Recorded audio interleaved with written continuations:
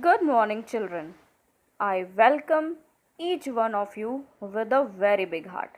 In today's lesson, we will discuss our next chapter from our English reader book, that is, His First Flight. Students, today we are going to have a discussion on a very beautiful and a very powerful story with a great message. I hope you will enjoy today's lesson.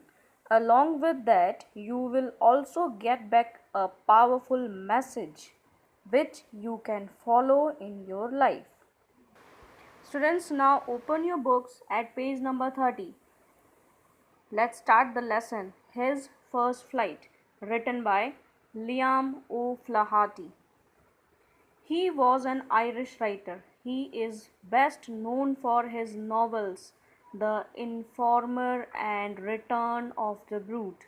His best known short stories include The Sniper, Shilling, Going into Exile, and Spring Sowing.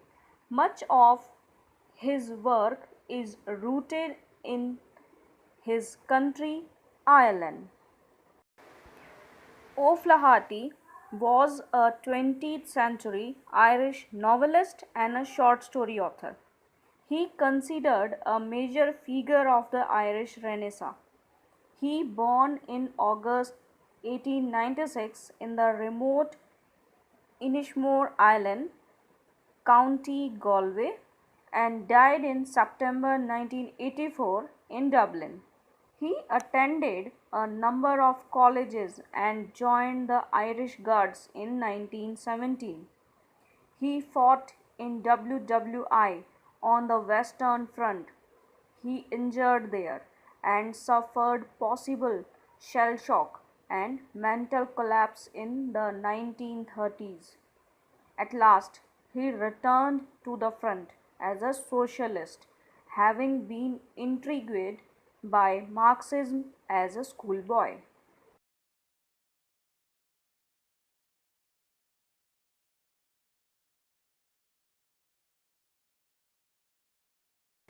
The story, His First Flight, describes the experience of a seagull ready to take his first flight but afraid to do so.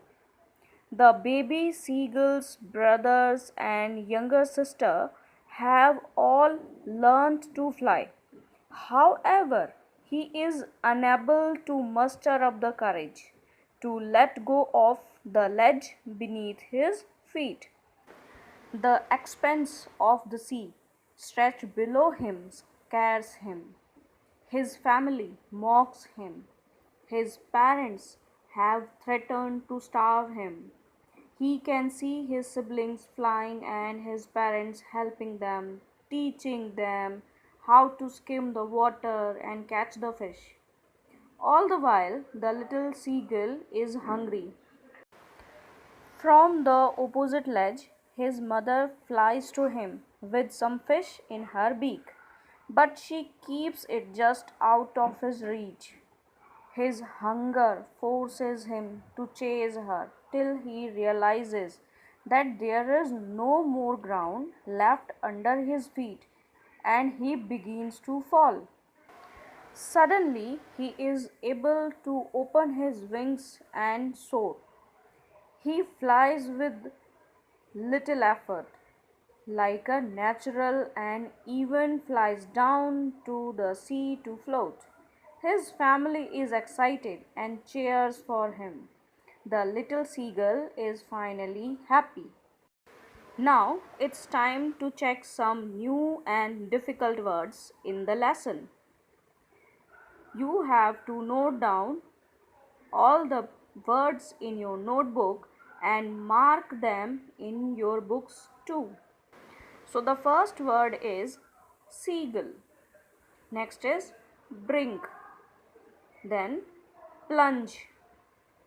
Fourth is shrilly. Fifth, threatening. Sixth, cowardice. Next is ascending. 8th, ledge. 9th, expense. 10th, muster up. 11th, herring. And last one on this page is cackle. Some word meanings are also given at the bottom of this page, and they are: first word is ledge, means a narrow horizontal surface from the side of a cliff. Next one is expanse, means a large area of land, water or sky. Muster up means gather. Next is herring. Herring is a kind of silverfish, a long thin silverfish. Cackle. Cackle means a loud, unpleasant laugh. Now come to page number 30 and read the story about a young seagull who is scared out of his wits to fly. His two brothers and sister have already taken flight, and the whole family is eagerly waiting for the young seagull to take off. Will he be able to do it? Find out. The young seagull was alone on his ledge. His two brothers and sister had already flown away the day before. He had been afraid to fly with them.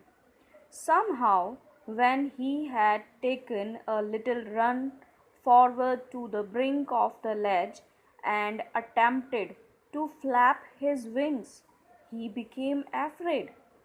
The great expanse of sea stretched down beneath, and it was such a long way down, miles down. He felt certain that his wings would never support him. So he bent his head and ran away back to the little hole under the ledge where he slept at night. In this paragraph, we can see that the young seagull was afraid to take flight, but his brothers and sister had already learned the skill. The young seagull tries to take a fly, but he was not sure that his wings could support him. So he decided to drop his idea to fly. Even when each of his brothers and his little sister, whose wings were far shorter than his own, ran to the brink, flapped their wings, and flew away. He failed to muster up courage to take that plunge which appeared to him too desperate. His father and mother had come around, calling to him shrilly, scolding him, threatening to let him starve on his ledge unless he flew away. But for the life of him, he could not move. The two brothers and little sister, they were able to fly, even they have shorter wings. But the young seagull failed to collect his courage to take a fly, and he was quite desperate. His father and mother were scolding him, threatening him that he have to starve, but he could not move because it was the matter of his life. He thought his wings would not support him and he will fall down in the sea. That was 24 hours ago. Since then, nobody had come near him. The day before, all day long, he had watched his parents flying about with his brothers and sister, perfecting them in the art of flight, teaching them how to skim the waves and how to dive for fish. He had, in fact, seen his older brother catch his first herring and devour it standing on a rock while his parents circled around, raising a proud cackle.